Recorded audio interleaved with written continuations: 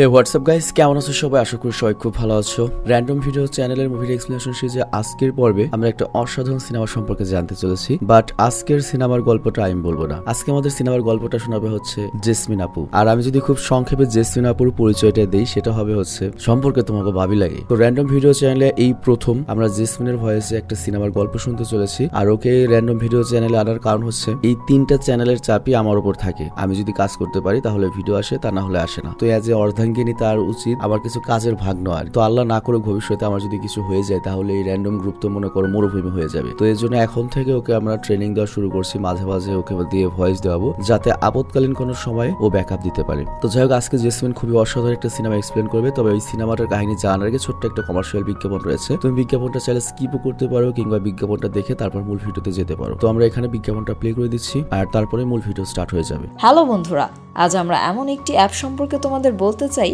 যে অ্যাপটির official partner হচ্ছে PSG. আর এখানে অনেকগুলো ম্যাচ খেলে ল্যাপটপ, আইফোন, স্মার্ট ওয়াচ ও আরও অনেক ক্যাশ প্রাইজ জেতার সুযোগ রয়েছে। আর এই অ্যাপটিতে সকল ধরনের লাইভ ম্যাচের রেজাল্ট দেখতে পারবে এবং এই ম্যাচের স্কোর অনুমান করে গেমও খেলতে পারবে। যেমন কোন টিম জিতবে, কোন টিম কত রান করবে, কে সর্বোচ্চ স্কোর করবে। এছাড়া বিভিন্ন ধরনের গেম রয়েছে, সেগুলো খেলেও ইনকাম করতে পারো। আর রেজিস্ট্রেশনের সময় আমাদের যে প্রোমো কোডটি রয়েছে রোনাল, এটা ব্যবহার করলে প্রথম ডিপোজিটে 26,000 টাকা পর্যন্ত বোনাস পেতে পারো। আর এই টাকা তুমি খুব সহজেই বিকাশ, ব্যাংক এবং অন্যান্য সহজ পদ্ধতির মাধ্যমে উঠাতে পারো। তো আর দেরি কিসের? ডেসক্রিপশনে প্রোমো কোড এবং পিন কমেন্টে প্রোমো কোড সহ সাইন আপ লিঙ্ক রয়েছে, সেটা ব্যবহার করো এবং ক্যাশ প্রাইজ জিতো। আর এখানে আরেকটা কথা মনে রেখো, আমরা যেই বিজ্ঞাপন দেই না কেন, অনলাইন থেকে টাকা আয় করা এত সহজ কোনো ব্যাপার নয়। তোমরা কোনো আর্থিক ক্ষতির সম্ভাবনা রয়েছে এমন কোনো ওয়েবসাইটে যাবে না। তো চলো এবার মূল ভিডিওতে চলে যাই। হ্যালো গাইস, কেমন আছো তোমরা সবাই? আশা করি তোমরা সবাই অনেক ভালো আছো। তো এই মুভির গল্পটি শুরু হয় 40 বছরের একটি মহিলাকে নিয়ে, যে তার জবের কারণে তার স্বাভাবিক জীবনযাপন পুরো ছেড়ে দিয়েছে। তার জীবনে শুধু চাকরিটাই সবকিছু ছিল। তবে হঠাৎ তার সাথে কি এমন ঘটে যার কারণে সেই মহিলাটির পুরো জীবনটাই বদলে যায়। তো মুভির শুরুতে আমাদের অ্যালিস নামের একটি মহিলাকে দেখানো হয়। সে একজন সিঙ্গেল মাদার ছিল। সে 8 বছর যাবত একটি ম্যাগাজিনে কাজ করছিল এবং তার একটি ছোট মেয়েও আছে। তো মেয়েকে অ্যালিস তার বড় বোনের কাছে রেখে আসে যাতে সে তার কাজ ভালোভাবে করতে পারে। তো অ্যালিস তার কাজের জন্য ব্রাজিলে ছিল। তখন তার এক বন্ধুর কল আসে এবং তাকে একটি মেয়ের ব্যাপারে বলে যে কিনা তার একই অফিসে কাজ করে। অ্যালিসের বন্ধু জানায় ওই মেয়েটিকে অফিসে প্রমোশন দেওয়া হবে। এ কথা শুনে তো অ্যালিসের অনেক খারাপ লাগে এবং সে অফিস থেকে বের হয়ে প্যারিসে যাওয়ার জন্য সোজা বিমানে চলে বসে। তো অ্যালিস মনে করে গত 4 বছর যাবত সে কোম্পানির জন্য এত কিছু পরিশ্রম করেছে এবং তারপরও তার কোনো প্রমোশন হয়নি, অথচ কোত্থেকে একটা মেয়ে এসছে তার কয়েকদিন প্রমোশন হয়ে গেল। তো অ্যালিস বিমানে ওঠে এবং অ্যালিসের সাথে একটি ছেলের দেখা হয় যার নাম ছিল বাল এবং ছেলেটি ছিল স্টুডেন্ট। বিমানে বাল্টের সিট ভুলে অন্য কাউকে দিয়ে দেওয়া হয়েছে, এজন্য বাল্টকে বিজনেস ক্লাসে অ্যালিসের পাশে বসতে দেওয়া হয়। এদিকে অ্যালিস ল্যাপটপে তার কাজ করছিল এবং অন্যদিকে বাল তো প্রথমবারের মতো বিমানে বিজনেস ক্লাসের মজা নিচ্ছিল। এরপর বিমানের ফ্লাইট যখন ল্যান্ড করছিল তখন অ্যালিস ভয় পেয়ে তার আশেপাশে থেকে বাল্টের হাতটি শক্ত করে ধরে থাকে এবং বাল্টে তখন অনেক ভালো লাগে, কারণ এই প্রথম কোনো মেয়ে তার হাত ধরেছে। এই কারণেই বাল্ট অ্যালিসের প্রেমে পড়ে যায়। তো ফ্লাইট ল্যান্ড হওয়ার পর অ্যালিস এয়ারপোর্ট থেকে বের হয় এবং অ্যালিসকে রিসিভ করতে তার বড় বোন এবং তার মেয়ে আসে এয়ারপোর্টে। এদিকে অ্যালিস তার বিমানের সিটে তার পেন ড্রাইভটি ভুলে রেখে আসে এবং সেটা বাল্ট পায় এবং সেটা দেওয়ার জন্য অ্যালিসের পিছু দৌড়াতে এয়ারপোর্ট থেকে বের হয়ে আসে, কিন্তু ততক্ষণে অ্যালিস এয়ারপোর্ট থেকে চলে গিয়েছে। এরপর গাড়িতে অ্যালিসের বোন বলে আমি তোমার জন্য একটি ছেলেকে পছন্দ করেছি এবং ছেলেটি ডক্টর। তবে অ্যালিস তার বোনকে জানায় এখন তার কোনো পার্টনারের প্রয়োজন নেই। এরপর অ্যালিস এয়ারপোর্ট থেকে সোজা অফিসে চলে যায়। তবে অ্যালিসের অফিসের কিছু কলিগের কাছে অ্যালিসের ব্যবহার একদমই পছন্দ হয় না, কারণ অ্যালিস কারোর সাথে সোজাভাবে কথা বলে না, সব সময় উল্টো পাল্টা কথা বলে। অফিসে অ্যালিসের এক বান্ধবী তাকে জানায় যে বাল্ট নামের একটি ছেলে কল দিয়েছে এবং তার সাথে কথা বলতে চেয়েছিল। তো অ্যালিস তাকে বলে আমি বাল্ট নামের কোনো ছেলেকে চিনি না আর আমি তার সাথে কোনো কথা বলতে চাই না। অ্যালিসের কিন্তু বাল্টের নামও মনে ছিল না, কারণ সে তো তাকে চিনেই না। এরপর অ্যালিস তার বসের কাছে গিয়ে প্রমোশন না দেওয়ার কারণ জিজ্ঞেস করে। তখন তার বস বলে তোমার লেখা আর্টিকেল আর্টিকেল গুলো তো অনেক পুরনো হয়ে গিয়েছে, এখন আর মানুষ সে আর্টিকেল সেরকম পড়তে চায় না। এরপরে অ্যালিসকে আরো বলে তোমাকে এমন কিছু করে দেখাতে হবে যাতে সবাই তোমার আর্টিকেল অনেক বেশি পছন্দ করে। এরপর বস অ্যালিসকে একটি অফিসের মেয়েকে দেখায় এবং বলে এই মেয়েটি 3 বার বিয়ে করেছে এবং এই মেয়েটি সোশ্যাল মিডিয়াতে এখন স্টার হয়ে গিয়েছে, আর এই মেয়েটির জন্য আমাদের ম্যাগাজিন এখন অনেক ভালো বিক্রি হচ্ছে, তোমাকেও এমন কিছু করতে হবে, নয়তো কিছুদিনের মধ্যে তোমার চাকরিটাও হয়তো চলে যেতে পারে। তো বসের এরকম কথা শুনে অ্যালিস তো অনেক চিন্তায় পড়ে যায় এবং বাসায় গিয়ে না ঘুমিয়ে অ্যালিস সারা রাত কাজ করতে থাকে যে কি করে আরো অনেক ভালো কিছু করা যায়। অ্যালিস তখন ভাবে জীবনে এমন কি করার বাকি আছে যেটি করলে তার কাজটি আরো অনেক ভালো হবে আর সবাই তাকে অনেক পছন্দ করবে। এরপর অ্যালিস যখন তার বান্ধবীর পাঠানো ভয়েস মেসেজটি পায় এবং অ্যালিস বুঝতে পারে যে তার বান্ধবীর কাছে ছেলেটি পেন ড্রাইভ ফিরিয়ে দেওয়ার কথা বলেছিল, তখন অ্যালিসের মনে পড়ে যে সে বিমানের সিটে ভুলে পেন ড্রাইভটি রেখে এসেছিল। একদিকে তো সে তার জব নিয়ে চিন্তিত ছিল এবং এখন সে তার পেন ড্রাইভের জন্য চিন্তায় পড়ে যায়। তখন অ্যালিস করে কি তার বান্ধবী যে নাম্বারটি দিয়েছিল সেই নাম্বারে কল দেয়, কিন্তু বাল্ট মানে সেই ছেলেটি সেই মুহূর্তে একটি ক্লাবে ছিল। তখন সেই ছেলেটি অ্যালিসকে সেই ক্লাবে যেতে মানা করে, তবে অ্যালিস বাল্টের কোনো কথা না শুনে সেই ক্লাবে চলে যায় এবং ক্লাবে অ্যালিস অফিসে তার কিছু কলিগ দেখতে পায় এবং অ্যালিসকে ক্লাবে দেখে তারা তো বেশ অবাক হয়ে যায়, কিন্তু অ্যালিস কখনো এসব জায়গায় যায় না, তার জন্য মানে অ্যালিস অনেক ভালো আর কি। এসব জায়গায় দেখে তো তার কলিগরা অনেক অবাক হয়ে যায় যে অ্যালিস এখানে কি করছে। এরপর বাল্টের সাথে যখন অ্যালিসের দেখা হয় তখন বাল্ট জানায় যে সে তার পেন ড্রাইভটি বাড়িতে রেখে এসেছে, তাই বাল্টের সাথে অ্যালিসকে তার বাসায় যেতে হবে। তো বাল্ট ক্লাব থেকে বের হয়ে অ্যালিসকে তার স্কুটারে বসতে বলে, কিন্তু অ্যালিস তো এর আগে কখনো স্কুটারে বসেনি, তাই অ্যালিসের কাছে ব্যাপারটা একদম অদ্ভুত লাগছিল। এরপর সে যখন হেলমেট পরার চেষ্টা করছিল তখন বাল্ট থেকে সাহায্য করে এবং ঠিক তখনই অ্যালিসের কলিগ পেছন থেকে এসে অ্যালিসের আর বাল্টের ছবি তুলে নেয়। ছবিটি এমন ভাবে তুলে যে দেখে মনে হবে অ্যালিস বাল্টকে কিস করছে এবং এই কলিগ করে কি সেই ছবিটি সোশ্যাল মিডিয়ায় পোস্ট করে। এরপর অ্যালিস বাল্টের সাথে তার বাসায় যায় এবং ব্লাড তার পেন ড্রাইভটি তাকে ফিরিয়ে দেয়। এরপর সে যখন বাসা থেকে বের হচ্ছিল তখন ব্লাড তাকে আটকে কফি অর্ডার করে যে তুমি কি কফি খাবে। তখন অ্যালিস সোজা না বলে দেয় এবং বলে আমি 20 বছরে কোনো ছেলের সাথে ডেট করতে চাই না। একথা বলে সে সেখান থেকে বের হয়ে চলে যায় এবং তার কথা শুনে বাল্ট ভাবে অ্যালিস হয়তো তাকে পছন্দ করেনি তাই এরকম বলেছে। এরপর বাল্ট সে নিজের জীবনধারায় ব্যস্ত হয়ে পড়ে। পরের দিন যখন অ্যালিস অফিসে যায় তখন সেখানে তো হইচই লেগে যায়, কারণ সবাই অ্যালিসের দিকে অদ্ভুত ভাবে তাকিয়েছিল, যার কারণে অ্যালিস বেশ অবাক হয় আর সে বুঝতে পারে না কি হয়েছে তার সাথে, সবাই এভাবে তাকিয়ে আছে কেন। তখন অ্যালিসের একটি বান্ধবী তাকে জানায় তার একটি ছবি পুরো সোশ্যাল মিডিয়ায় ভাইরাল হয়ে গিয়েছে, যেই ছবিতে দেখা যাচ্ছে যে অ্যালিস কোনো একটি ছেলেকে কিস করছে। এই কথা শুনে অ্যালিস তখন বুঝতে পারে যে ছবিটি হয়তো কেউ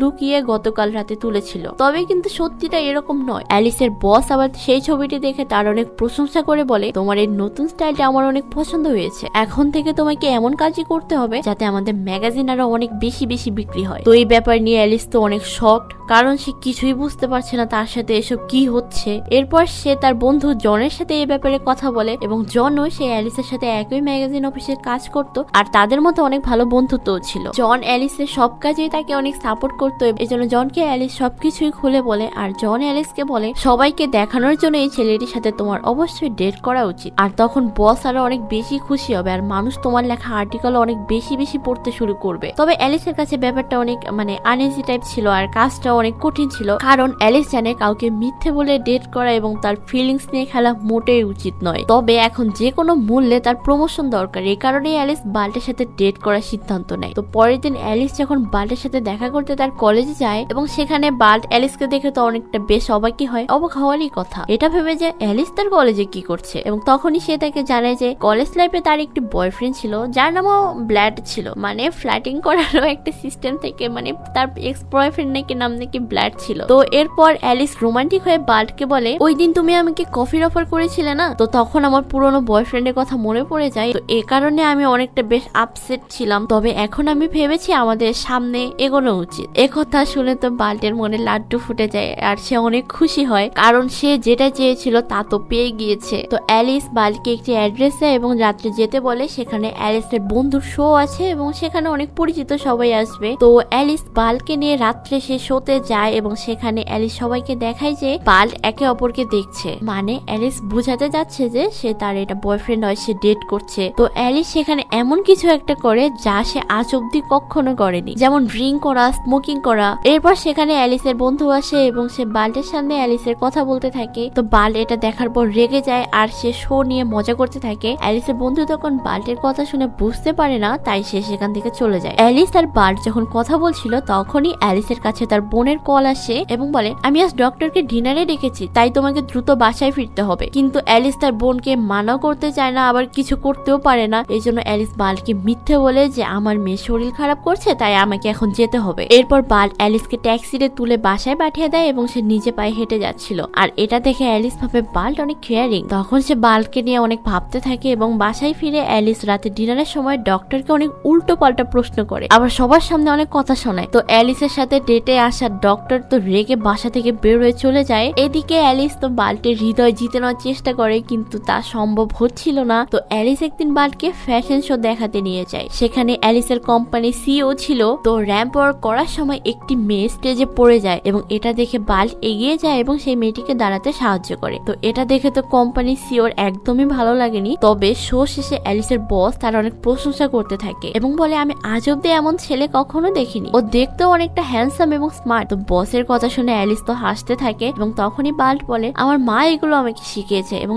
আমার মা সব সময় বলতো যে মেয়েদের সম্মান করতে, তো এই কারণে আমি সেটাই করেছি যেটা আমি ছোট থেকে শিখেছি। তো এরপর অ্যালিস আর বাল্ট একসাথে ডান্স করছিল আর ডান্স করার সময় দুজনের অনেক কাছাকাছি চলে আসে। তখনই আবার কিছু মেয়ে তাদের ছবি তুলে নেয়। এদিকে বাল্ট আর অ্যালিস সেখান থেকে বের হয়ে যায় এবং বাল্ট অ্যালিসকে তার স্কুটারে নিয়ে বাসায় নামিয়ে দিতে যায় এবং তখনই বাল্ট অ্যালিসের কাছে গিয়ে আসে এবং কিস করতে চায়। তবে অ্যালিসের কাছে এই মুহূর্তে এসব করা ঠিক বলে মনে হচ্ছিল না। তো অ্যালিস সেখান থেকে চলে যায়। অ্যালিস যখন বাসার ভেতর যায় তখন বাল্ট ভাবে সে হয়তো ভুল করছে, এই জন্য বাল্ট মাফ চাইতে অ্যালিসের বাসায় যায়। তখন তারা দুজনে অনেক কাছাকাছি চলে আসে আর অনেক রোম্যান্স করতে থাকে। তো পরের দিন সকালে অ্যালিস তার ভুল বুঝতে পারে এবং তখন বাসায় অ্যালিসের বোন আর তার মেয়েকে নিয়ে চলে আসে। এদিকে অ্যালিস বাল্টকে পরিচয় করিয়ে দেয়, বলে ও আমার কলিগ আর কিছু না। এটা বলে তো অ্যালিস বাল্টের হাতে কিছু ফাইল দেয় আর সেখান থেকে চলে যেতে বলে এবং বাল্টকে বাইরে ছেড়ে দিতে গিয়ে সে কিস করে। এর মানে এখন সে অ্যালিসের মনে বাল্টের জায়গা করে নিয়েছে। তো অ্যালিস তাদের বয়সের তফাতের কারণে সম্পর্কটা ঠিক মেনে নিতে পারছিল না। মানে বুঝতেই হবে তার বয়স 40 আর ওর বয়স 20 বছর, মানে 20 বছরের এজ ডিফারেন্স, মানে সম্পর্কটা একটু আনইজি টাইপ। তো এরপর অ্যালিস আর বাল্ট প্রতিদিন দেখা করতে শুরু করে এবং বাল্ট অ্যালিসের জন্য প্রায় সময় গিফট নিয়ে আসতো।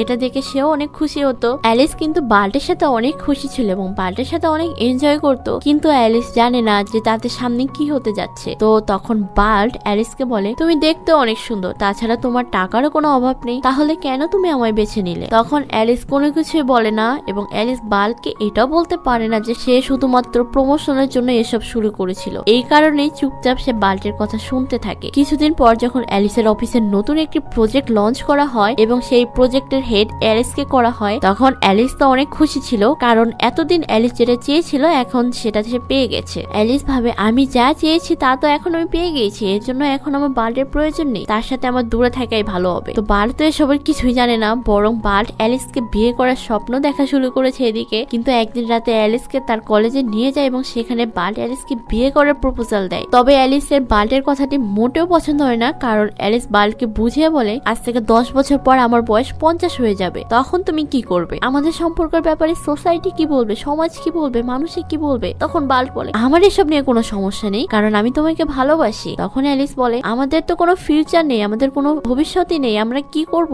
তাই আমাদের সবকিছু থেকে বের হওয়া উচিত আর এখানেই শেষ করা উচিত। কথা বলে অ্যালিস সেখান থেকে বের হয়ে চলে যায়। তবে অ্যালিস তার প্রমোশনের জন্য যে বাল্টকে ব্যবহার করছিল সেই ব্যবহার করার কারণে তার ভালো লাগছিল না, মানে একটু গিল্টি তো ফিল হবেই, তাই না? সে তো জানে সে বাল্টের ফিলিংস নিয়ে খেলে প্রমোশন পেয়েছে এবং প্রমোশনের জন্য তার কাছে তো অন্য কোনো রাস্তাও ছিল না। তো বাল্টকে এই সত্যিটা না জানাতে পারছে না বাল্টের সাথে থাকতে পারবে এই বিষয়ে কিছু বলতে পারছে। বাল্টকে ছেড়ে দেওয়ার পর অ্যালিস অনেকটা বদলে যায় এবং অ্যালিস কারোর সাথে ভালো ব্যবহার করে না, এমনকি নিজের বোনের সাথেও না। তো এরপর অ্যালিস জনের সাথে এসব কিছু শেয়ার করে। তখন জন তাকে বলে তুমি বাল্টের সাথে যে সময়টি কাটিয়েছো তা হয়তো ভুলতে তোমার সময় লাগবে, এরপর সবকিছু আস্তে আস্তে ঠিক হয়ে যাবে। অন্যদিকে বাল্ট অনেক চেঞ্জ হয়ে গিয়েছে। সে তার বাবার সাথে অ্যালিসের ব্যাপারে কথা বলে এবং তখন তার বাবা তাকে বুঝিয়ে বলে এসব কিছু জীবনে হতেই থাকে, তাই তোমার সামনের দিকে এগিয়ে যাওয়া উচিত এসব কিছু ভুলে। তখন তো বাল্টের জন্য সামনে এগোনো অনেক কঠিন ছিল, কারণ সে তো তাকে সত্যি ভালোবাসছিল আর সে তো তাকে ধোকা দিয়ে চলে গেল, কারণ তার মনে হয় সবকিছু এখানেই শেষ হয়ে গিয়েছে। তো 2 সপ্তাহ পরে অ্যালিসের কোম্পানির সিও আসে এবং মিটিং এর সময় সিও অ্যালিসের ল্যাপটপে বাল্টের ছবি দেখতে পায়। তখন সিওর সেই ফ্যাশন শোর কথা মনে পড়ে যায় যে ফ্যাশন শোতে একটি মেয়ে পড়ে গিয়েছিল এবং বাল্ট সেই মেয়েটিকে উঠতে সাহায্য করেছিল। তো সিওর সেই পুরোনো মডেলগুলিকে আর পছন্দ হয় না, এই জন্য সে বাল্টকে বালকে নতুন মডেল হিসেবে নিতে চায়। এটা শুনে তো অ্যালিস মোটেও খুশি ছিল না, কারণ সে আবার বাল্টের কাছে একদমই যেতে চায় না। এ কারণে অ্যালিস তার বসের সামনে বসে, বাল্ট তো এখন অনেক ছোট, এ কারণে আমাদের অন্য কাউকে নিয়ে কাজ করা উচিত। তবে অ্যালিসের বস তো বাল্টকে মডেলের জন্য বানিয়ে নিয়েছে, তাই